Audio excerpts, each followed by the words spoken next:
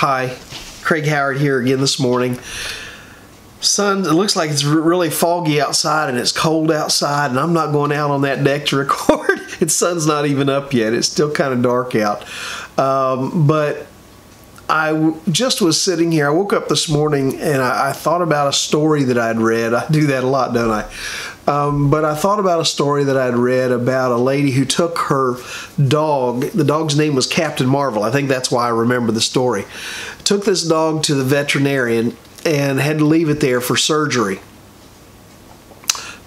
And when she left the dog looked at her with these terrible, sad eyes, and she felt so bad about leaving the dog there.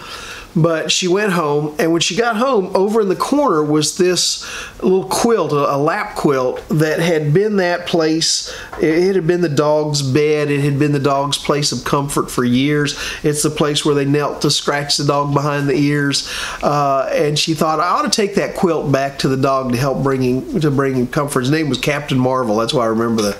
But said, I'll take the quilt back to the dog. And then she thought to herself, these people will think I'm crazy if I drive all the way back to the vet's office just to take this dog a quilt. But the more she thought about it, she thought about all the joy that that dog had brought to their family, all the joy that Captain Marvel had brought to their family, all the sticks that it had chased for the kids, all the times that it had curled up at their feet whenever they weren't feeling good and laid next to their bed, or just the loyalty that the dog showed. And so she picked up the quilt and she drove back to the vet's office, and she took it back to the vet, and she thought, you know, this person's going to think I'm crazy. But when she handed it to the receptionist looked at it, got a smile on her face, and the lady thought to herself, she's seen people like me before. But she got a smile on her face, and she went back, she walked out of the room for a minute, and when she came back, she said, that was perfect. She said, that poor dog has been crying ever since you left, and the minute I put that quilt in its cage, said it just curled up on that quilt, closed its eyes, and relaxed. And it just was like everything's all right. And she thought to herself as she was driving home, just how important it is to show that act of hospitality, not just to a dog. If it makes that much difference in a dog's life, then how much difference might it make in other people's lives too? And it reminded me of a scripture that I read. It's found over in 1 Peter chapter 4, verses 8 and 9. And it says, above all things, have fervent love for one another. Love will cover a multitude of sins. Be hospitable to one another without grumbling. Another translation says, show hospitality to one another without grumbling.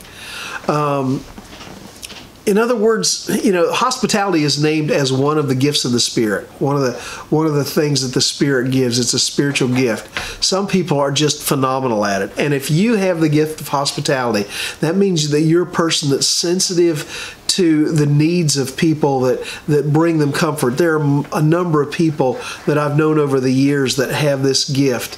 And the one that comes to mind that I miss, who's not around anymore, her name was Nellie Hours. Nellie, I used to go over to Nellie's house to visit with her and Glenn when Glenn was living, and I would stop in and see them, and Glenn and I would start talking, and Glenn was a great talker. I mean, Glenn could talk the ears off a long-eared mule. I mean, he was a great talker. But Nellie would only sit in the room with us for a short time.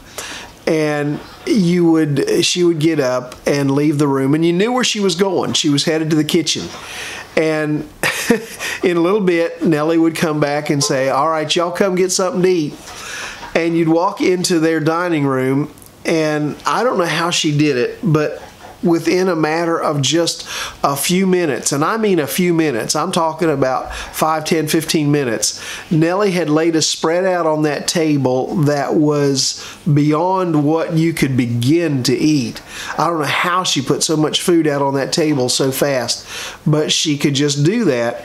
And you would sit down, and you just felt at home in that house. You just felt comfortable when you walked in that house. You just knew, I'm home now. I'm comfortable now. Carl and Lizzie Mosey were the same way, and Lizzie did the same thing. Had to feed you. So many. I could just sit here and name person after person, and people that are living today, people that are part of my church today, who just have a gift of making you feel at home and have the gift of hospitality. Laura Wilson has that gift, and so many others. I just can't think. There's. Anyway, the point I'm getting at is some people have the ability to just look around at the needs of people and say to themselves, you know what? I know exactly what that person needs. For Nellie, it was a table full of food. For other people, it's just a welcoming home, or something that, or putting a coat around somebody's shoulders, or just being hospitable in some way. It doesn't have to be some big grand gesture. Sometimes it's just looking and seeing a small need and saying, I can show love to that person and I can make a difference. And if it can calm down a dog that's crying in a cage, if little things we can do can make a difference in a dog's life, don't you think the little things that we can do can make a difference in a person's life as well? And don't you think that's what God expects out of us? Our world is filled with people that just want to hurt other people or just want to ignore other people. One of the things that is so upsetting, I live in a very small town in West Virginia, and by and large, everybody you meet in the hospital or going, if you're going down the street, or even if you're driving by them, they'll wave at you. And we are a fairly friendly bunch of people in our small town. But whenever I go to large cities, like we take a trip to New York City to do a mission trip at the Bowery Mission, or I go home to the Philadelphia area, and you walk through the mall or you walk around, and especially like on the subway in New York City, people sit there and they stare straight ahead, and they're afraid to make eye contact, and they're afraid to say anything to you, and it's just like, I don't want to involve myself in another person's life. I don't want to get involved in another person's life. Like saying hello would do that. I remember when we were on the subway one time in New York City, I was with a group of our kids from here in West Virginia, and we had just finished going someplace, and we were taking the subway back to where we were staying. And everybody's afraid to look. Everybody's sitting on the subway just staring straight ahead, and they won't look at you, they won't make eye contact. And we're talking and we're having a blast. We are laughing, and one of the boys is just being full-blown, he's just being a clown. A full-blown redneck clown is what he was being. And it was so much fun. And the people around us, they're like, there's a lady who happened to be sitting in the middle of us, and she was like, pretty soon she was laughing along with us, and she's shaking her head, and she said, my friends are never going to believe this. But she starts talking to us, and she just had a good time being with us on that train ride, where normally her train rides are boring and dull and afraid to look at anybody. She sat there with us and she laughed, and there was a little Chinese man sitting next to me, and he had been sitting there, with his head down, not looking at anybody. And I looked over at him a few times, and finally he looked up at me and shook his head, and he had tears running down his face. And he looked over at me, and he was talking about one of the boys who had been acting so crazy, and he looks over at me and he shakes his head and he says, he's so funny. And we started talking to him, and all of a sudden a smile came on his face. You didn't see a smile on the face of anybody in that train normally, but the people that were around us, we began to talk to them and we began to look at them, and pretty soon smiles developed on faces, even among people who were trying not to smile. They started smiling. There were two ladies sitting over across the way, and they started smiling, and we started talking to them. And all of a sudden, what is normally a very boring and dull train ride took on joy.